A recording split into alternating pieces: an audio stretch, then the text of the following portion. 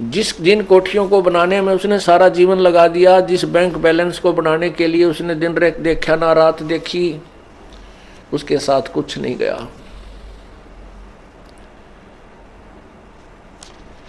तो क्या था ये? इसको याद दिलाते परमात्मा कि तुम्हारे को काल ने यहां इतना मूर्ख बना दिया कि आप मनुष्य जीवन के मूल उद्देश्य को ही भूल चुके हो। उसको याद दिलाने के लिए कहते हैं, मात पिता तेरा कुटुंब कबीला यो कोई दिन का मेला रे। ये कुछ दिन का मेला है और यहीं मिलाया यहीं बिछुड़ जाएगा और जागा हंस अकेला रे। परमात्मा कहते हैं, हिड़की दे दे रोएगी सुरता जब तू चलेगी अकेली। पूरे बड़े परिवार ने छोड़ के एक व्यक्ति मृत्यु को प्राप्त होने लगता है, उसको फिर ये होता है, कुछ तो जो अनजान होते हैं उनको ये हो जाता है मेरे बेटियों का क्या होगा, मेरी बेटियों का क्या होगा, वो कहीं ऐसा ना हो जाए। वो तो फिर यहीं उलझ पुलझ के फिर दोबारा वहीं जन्म हो जाता है किसी पशु पक्षी के रूप में। यदि मनुष्य का संस्कार शेष है तो वो फिर वहीं क्यों नहीं क्या के जन्म ले लेता पुत्र या पुत्री के रूप में, और यहीं काल के जाल में इस कोल्लू में सदा जुड़ा रहता है। परमात्मा हमें याद दिलाते हैं कि जब तू यहां से जाएगा, कहां जाएगा कभी नहीं सोचा। इंसान घर छोड़कर चलता है किसी रिश्तेदारी में या किसी कामवश, तो चलने से पहले उद्देश्य बनाता है, मैं रात को कहाँ रुकूंगा, कोई धर्मशाला का कोई न कोई योजना बनाकर चलता है। कोई रिश्तेदार या किसी रिश्तेदार की रिश्तेदारी में तो कोई न कोई स्थान उसका एड्रेस ले लेता है वहाँ रात बिताने के लिए। और जब ये संसार छोड़कर जाता है कभी नहीं सोचता कि तू कहाँ जाएगा, कहाँ तेरा ठिकाना होगा, वहाँ कहाँ रुकेगा। वो याद अब सत्संग से दिलाई जाती है।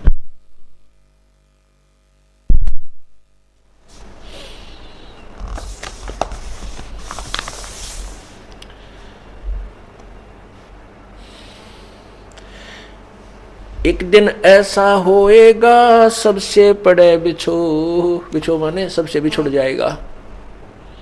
राजा राणा राव सब भाई सावधान क्यों ना हो।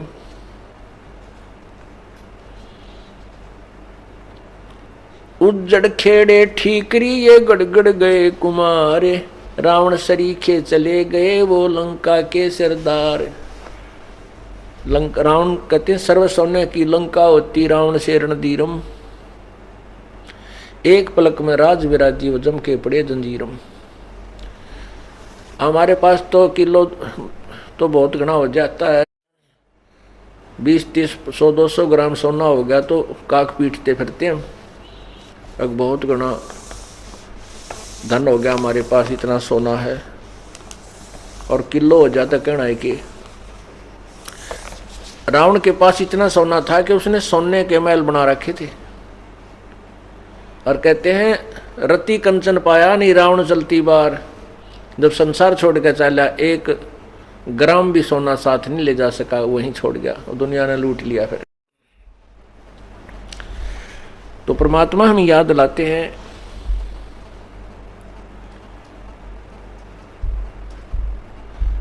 ये बड़े बड़े महल बना रखे हैं और फिर ये उज्जड़ हुए पड़े हुए खेड़े बोल रहे हैं, जिनको खेड़े कहते हैं। तो वहाँ देखो कितने सामान पड़ा होता है, किसी के मटके फूटे पड़े हैं, कोई छोटी छोटी ईंट निकलती हैं, जैसी भी जिस समय की सभ्यता है उस प्रकार के वहाँ सारे बर्तन मिल जाते हैं। परमात्मा कहते हैं उज्जड़ खेड़े ठीकरी ये ठेकरी गड़गड़ गए कुमार। रावण सरीखे चले गए वो लंका के सरदार। अब यहाँ एक बात समस्या आती है कि मन में यह आता है जाना तो है ही, सभी ने मरना है, इसमें मरना तो है ही, लेकिन मरने में जाने में बहुत अंतर है। एक तो भक्तिहीन प्राणी भुगत का मरे और बुरा हाल हो जाए उसका, कि तो 92 टीवरी है, और फिर यम के दूत उसको पकड़ कर ले जाएंगे। यम के दूत पकड़ कर ले जाएंगे जैसे अपराधी को ले जाते हैं। और एक भक्ति युक्त प्राणी भाई इज्जत ले जाया जाएगा। आए हैं सो जाएंगे भाई राजा रंग फकीर, एक तो सिंहासन चढ़ के जा एक बंधे जात जंजीर। कितना अंतर हो गया। एक तो इज्जत के साथ ले जाए जाएंगे विमान में बैठा कर, और जो भक्ति नहीं करते उनको यम के दूत जंजीरों से बांध कर ले जाएंगे। जिसने कभी परमात्मा को याद ना किया हो,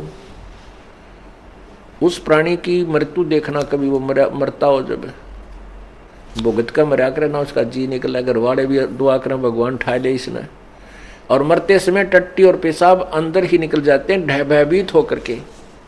क्योंकि ये हमारी एक ऐसी वृत्ति बनी हुई है, ऐसा स्वभाव बना हुआ है कि हम किसी किराए के मकान पर रहते हो ना, और उसको भी मकान मालिक कहे भी खाली कर दे, हम उसको भी खाली करना नहीं चाहते। उसको भी खाली करने में हम बहुत दिक्कत महसूस करते हैं। और अपने मकान से कोई कहे खाली कर दे तो मतलब है को नहीं, लेकिन अपना मकान है ही नहीं, वो मकान फिर खाली करना होगा क्योंकि मृत्यु होगी। इसी प्रकार इस शरीर में हम रह रहे हैं, एक सराय है चलती फिरती, एक कोठड़ी है। परमात्मा ने सूझबूझ से हम इस जीव को इसमें फिट कर रखा है, इस 5 तत्व के महल में। अब इसका समय पूरा हो जाता, जितने समय का इसने किराया दे रखा है इस शरीर का, तब तक परमात्मा ने ये महल इसको दे रखा है जीव को। और जब इसका समय आ जाएगा तो इसको छोड़ देना चाहिए, समझदार व्यक्ति होता है। लेकिन जिसको ज्ञान नहीं, जो स्वार्थी और लोभी रहा सारी उम्र, तो वो इस शरीर को छोड़ना नहीं चाहता। मेरा शरीर है, मेरा शरीर है। तो यम के दूत फिर अंदर से उसको बुरी तरह पीट के और उसको भयभीत करके, बुरी बुरी आकृतियां दिखाकर, बाले दिखाकर उसको भयभीत करते हैं। फिर वो डरता, टट्टी पेशाब निकल जाता भयभीत होकर के, और वो फिर भागने की चेष्टा करता इस शरीर छोड़ के। वैसे राजी खुशी नहीं छोड़ता। जो भक्त होते हैं, संत होते हैं, वो प्रभु की भक्ति के कारण इस शरीर को आसानी से त्याग देते हैं। और जिन्होंने भक्ति नहीं कर रखी वो इस शरीर से निकल भी नहीं सकते, उनको मार पीट कर निकाला जाता है। दोनों ही बातें हैं। वो छोड़ना भी नहीं चाहता और उससे निकला भी नहीं जाता। तो यम के दूत उसको मार कूट के बाहर खींच कर निकालते हैं, उसका गर्दन बंद कर देते हैं, जुबान बंद कर देते हैं। और भक्ति युक्त प्राणी अपने आप, परमात्मा का आदेश होगा, अपने आप शरीर से बाहर हो जाएगा, कोई परेशानी नहीं होगी। और फिर सामने प्रभु खड़े दिखाई देंगे उसको गुरुदेव के रूप में, और उसको ऐसा लगेगा जैसे कोई सपना हो गया हो। मृत्यु नहीं लगती उसको ऐसा होगा जैसे कहीं सौपन सा लगेगा।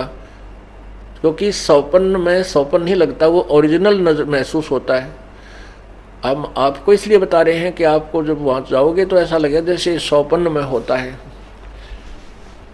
तो इस प्रकार हम अपने भगवान के पास चले जाएंगे और भक्ति का फल हमें मिलेगा।